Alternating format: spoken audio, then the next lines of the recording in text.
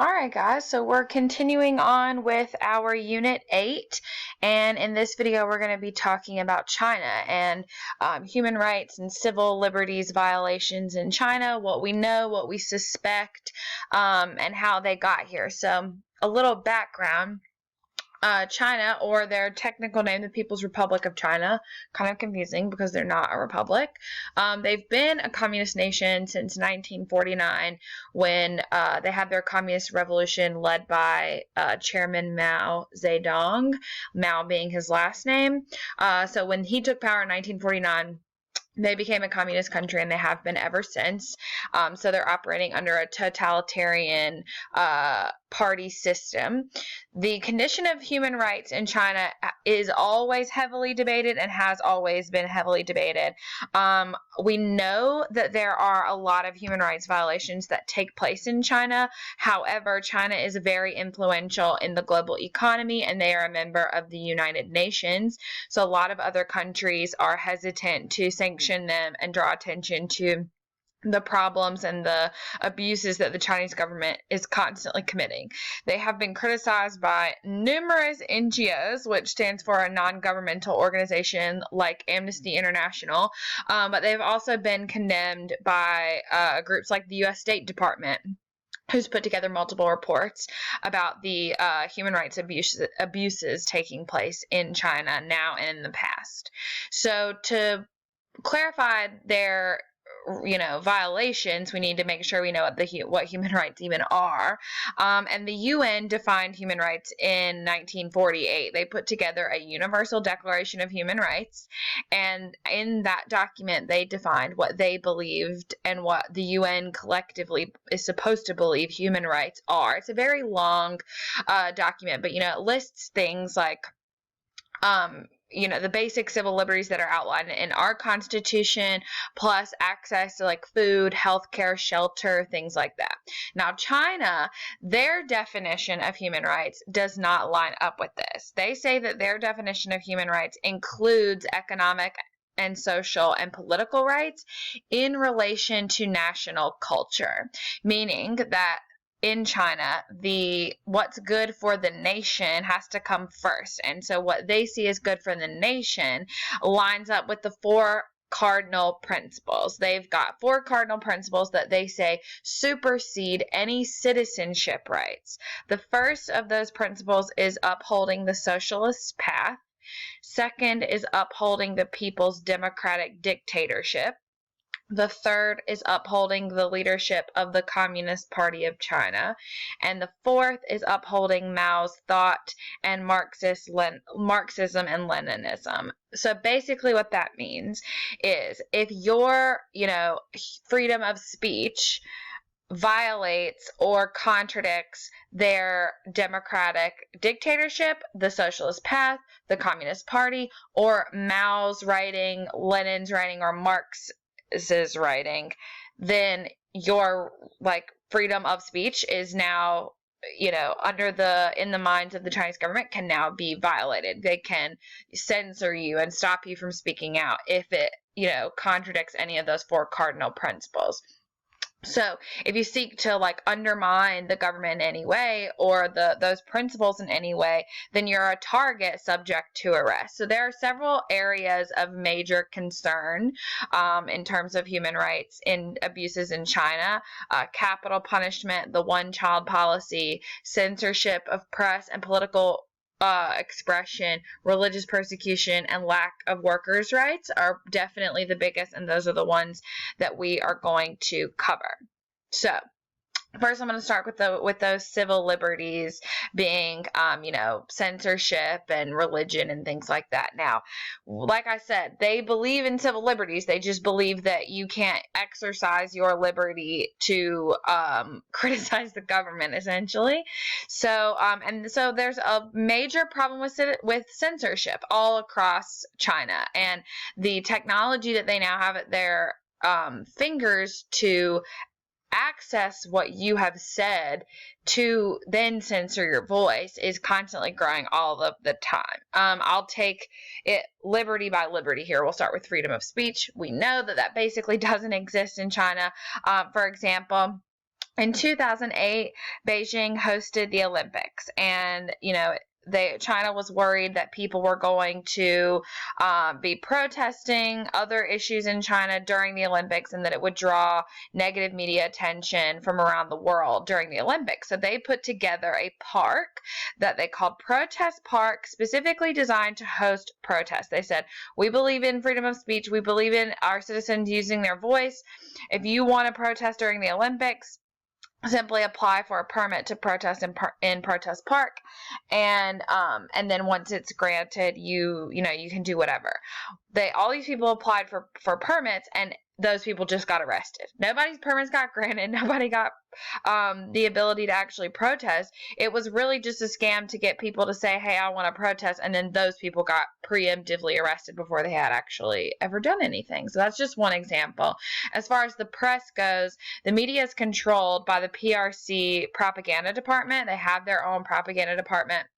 An example of this is Tibet. Tibet is a big debate, and any reporters who cover any type of Free Tibet material, thoughts, or protest are typically reported. This is one of the biggest problems that we're seeing, is that there's no free spread of information or even news. Not only can they not publish information about what the Chinese government is doing to Tibet and the abuses that they're committing there, but just even a protest favoring the freedom of Tibet cannot be covered in the media. The internet is a severe problem. They have a huge internet monitoring program that's covered under 60 different laws in China. It's the most extensive in the world, except for North Korea, mostly because North Korea doesn't really have internet. They call it the Great Firewall, the Chinese firewall. And basically what that is in China, you cannot access all of the internet. They have sites perpetually blocked. They have Google and Yahoo, but it is heavily restricted. For example, if you were to Google or internet search the phrase Tiananmen Square, if you do that in America, one of the first things, if not the first thing to pop up, is going to be the Tiananmen Square massacre and protests that happened in 1989 in Beijing. If you Google that in China, all you're going to get is a Google Maps to how to find Tiananmen Square in Beijing. There's going to be nothing about the protests, nothing about the massacre, nothing at all. All of that is censored. So they use something called the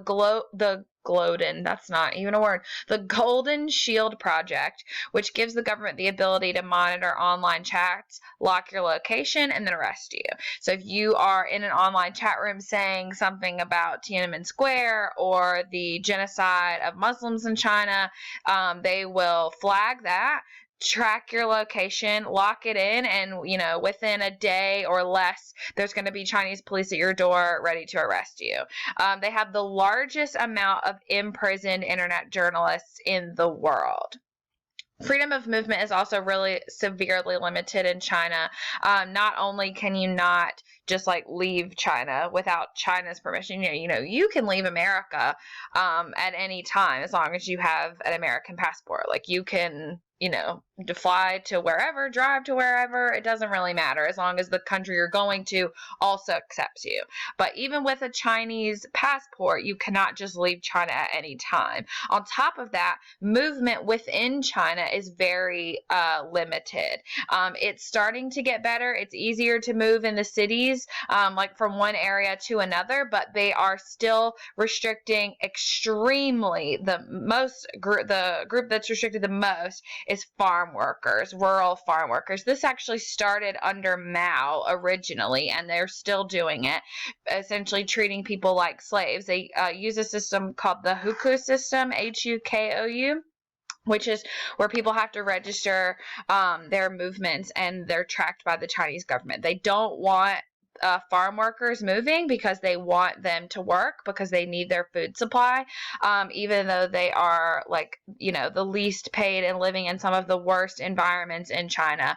So there's no, in America, if you don't like where you live or there's not a lot of job opportunity and you want to have a better life for yourself or your children, you can move. You can move to a new city. You can search for a new job. You can reach out and, see what else is out there. That's not an option in China. You're only going to live where the Chinese government says you're allowed to live, and you're only going to work where the Chinese government says you're allowed to work. As far as freedom of religion goes, this also started under Mao. There's essentially no freedom of religion. Tight control over Christianity, although there is a growing group of Christians in China. But definitely the three denominations and religions that are not just restricted, but actively sought out and discriminated against, if not killed, are the Tibetan Buddhists, which goes back to, like I said, the China's control of Tibet.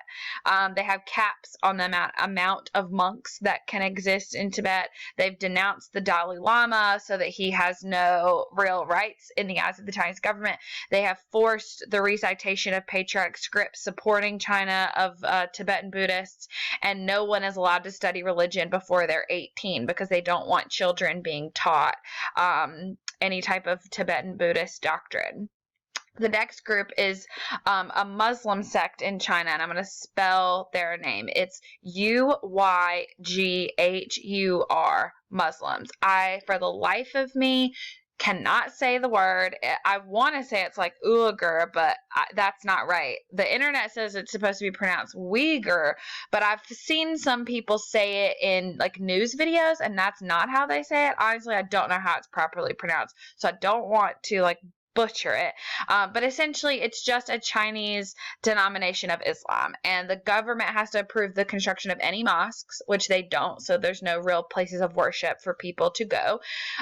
Once again, people are not allowed to be taught or practice religion under the age of 18. There's no religious texts allowed in schools, so a Muslim student cannot bring a copy of the Quran to school.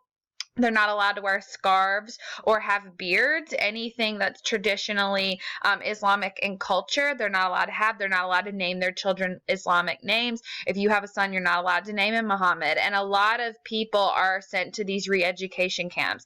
This is one of the worst cases of genocide that's happening right now. There are Muslims being kidnapped from their homes in China, sent to these re-education camps, which are essentially prison camps, concentration camps, death camps, and people are being murdered. And there's starting to be more conversations about it, but overwhelmingly there's not nearly enough media attention on this particular issue.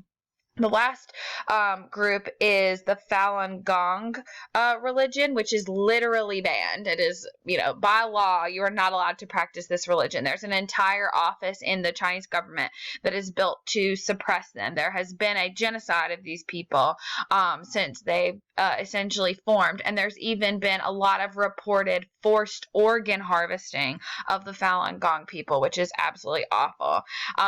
So that's as far as religious freedom goes. As far as political freedom, we know that there is no political freedom. There's no political party other than the Communist Party of China. Any other political thought is seen as violating those 4 cardinal principles. So you cannot practice any other or support any other political philosophy or ideology. They use psychiatry to basically brainwash people. That's the goal there. Now, one of the most controversial and well-known systems and laws that China had put in place for so long that we see as a human rights violation, what is China's one-child policy. This was put into place in 1979 under Chairman Mao. The purpose was to alleviate the overpopulation of China. Telling people that they can only have one child seems straightforward. You're only allowed to have one kid, period. But when you're looking at the societal cultures and how, so many women are, what's the word I'm looking for, socialized to serve their husband at all costs, and there's so much less access to birth control in China, what that just leads to is forced abortions, female infanticide, abandonment, sex selective abortions, forced sterilizations of women, which are all human rights violations. This has, since then, luckily, starting in 2015, they've begun to phase this out. So now you can have 2 children. If you have more children than is allowed by law, you are fined. And overwhelmingly, no one in China has the money to pay the fine.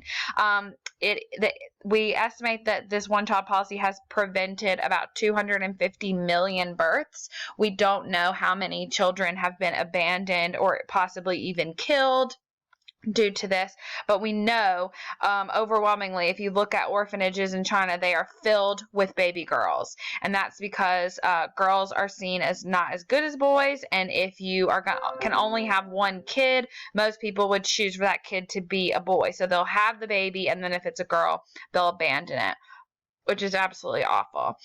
It's less enforced in rural areas because they do want people living in rural areas to work, but the cities are overcrowded, so it's more enforced there. They are currently considering legislation to fine women who have children out of wedlock, to continue to keep the amount of, not men who have children out of wedlock, let me be clear, only women who have children out of wedlock, which is, a civil liberties violation in itself. Now, executions are probably one of the other major things that people talk about when they talk about China. There are more people executed in China than every other country put together, which is kind of mind-blowing. We don't know the exact number of executions that take place in China, but one thing that's odd is that when you look at all of the civil rights violations and human rights abuses that take place in China, this is actually one that overwhelmingly the Chinese people are not necessarily opposed to. There are plenty of people opposed to the religious persecution and the media censorship and the 2-child, 1-child policies, but as far as the death penalty goes, there's a much smaller group of people actively trying to work to end or modify that. And what's different about our death penalty and capital punishment in China is that you can get the death penalty for nonviolent crimes. You can be executed for drug trafficking, tax fraud, embezzlement, anything like that. Most of these executions are also not lethal injection, although that's starting to become more available. Overwhelmingly, most of them are death by firing squad, which is, kind of I'm not going to say medieval, but it's definitely more old school and a much more violent way of us seeing this take place. The only country that might have more executions than China would be North Korea in terms of percent of their population. But once again, we have virtually no information about what happens inside North Korea, so it's difficult to compare.